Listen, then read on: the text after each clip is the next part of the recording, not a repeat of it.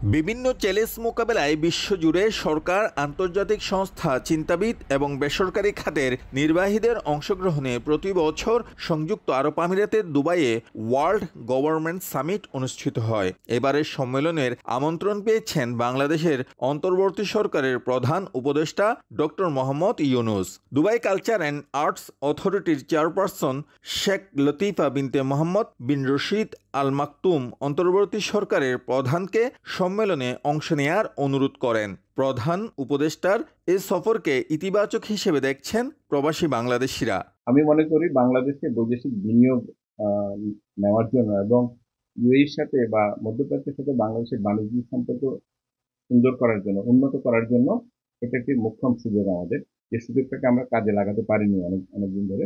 অধ্যাপক ইউনূস সাহেবের যে ইমেজ সারা পৃথিবীতে আছে, এটাকে আমরা বাংলাদেশ কখনোই কাজে লাগাতে পারিনি। এখন একটা সুযোগ হয়েছে। আজকে উনি আসলে আমি মনে করি যে বিনিয়োগ নিয়ে কথা বলা হবে।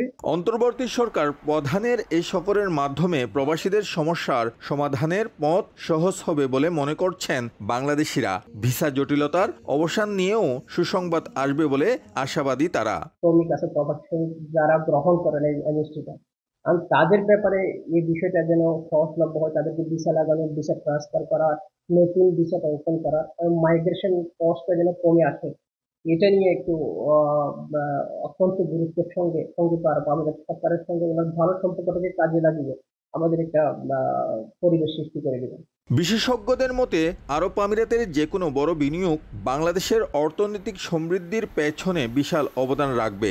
জুলাই বিপ্লবের পর সম্পর্ক উন্নয়নে ডক্টর ইউনূসের আমিরাত সফর অত্যন্ত জরুরি ছিল বলে মনে করেন তারা। শিবলি আল সাদিক, সময় সংবাদ, সংযুক্ত আরব আমিরাত।